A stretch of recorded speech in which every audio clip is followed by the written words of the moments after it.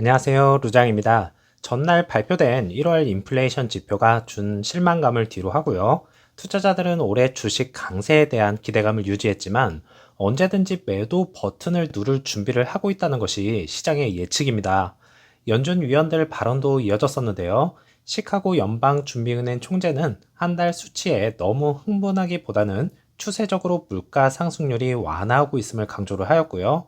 12월간 인플레이션율이 2%대까지 내리지 않아도 연준이 금리 인하를 시작할 수 있다고 설명하면서 올해 무조건 금리 인하 시점이 찾아올 것이라는 것을 내비쳤습니다.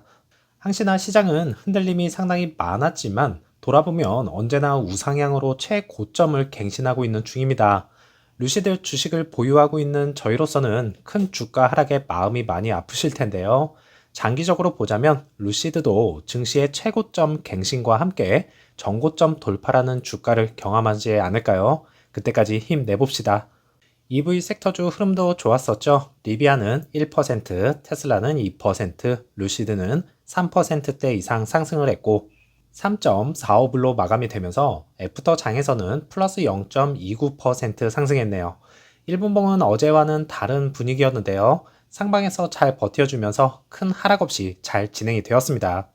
오더플로우는 라지 스케일과 스몰캡에서는 매수가 약간 더 많았고요. 미디움에서는 매도가 약간 더 많았네요. 14일까지 보고가 된 숏 볼륨을 보면 많이 줄어들고 있습니다. 하지만 장중 50%가 넘는 공매도 비중이 이제 30% 정도로 줄어든다면 루시드 주가는 상승을 지속적으로 이어갈 수 있을 텐데요. 이것을 해결하기 위해서는 판매량 상승으로 인한 실적이 정말 좋게 나와줘야 바뀌게 될 것 같습니다. 1월 31일까지 숏 커버 일수는 4.5일이 걸리고 있는 중인데요. 다음 커버 일수는 대략적으로 21일이 될 것입니다. 21일 장 마감 이후 실적 발표가 있겠지만 커버는 그 전에 일어날 것으로 예상이 됩니다. 그동안 지속적으로 공매도 공격을 상당히 많이 받았다는 것을 표를 보셔도 아실 텐데요. 2024년 1분기부터는 하향 추세로 바뀌는 분위기로 전환을 했으면 하네요.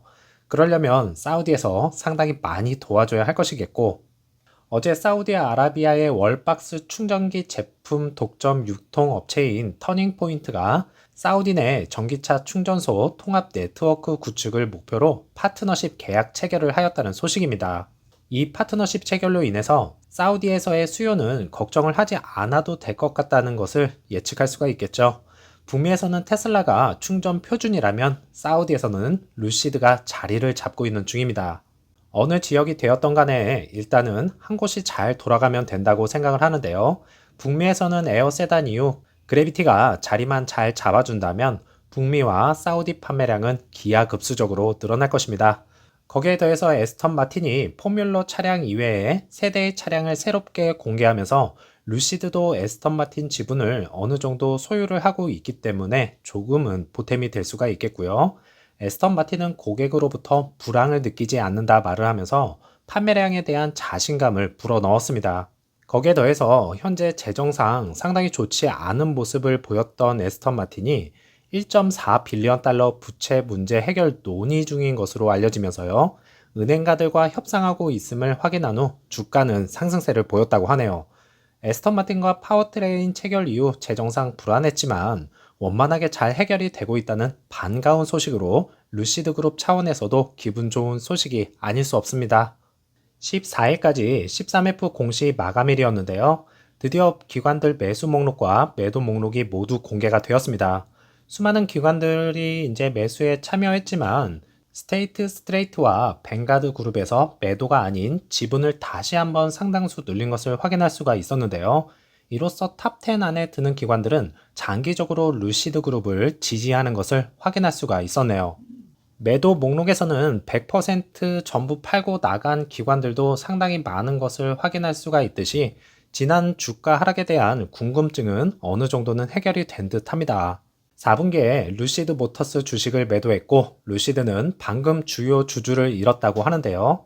아직 업데이트가 되지 않았지만 방금 전 보셨듯이 뱅가드와 스테이트 스트레이트는 지분을 늘린 것을 확인할 수가 있었고요. 퍼스트 트러스트 어드바이저는 지분을 약간 줄인 것을 알 수가 있었습니다.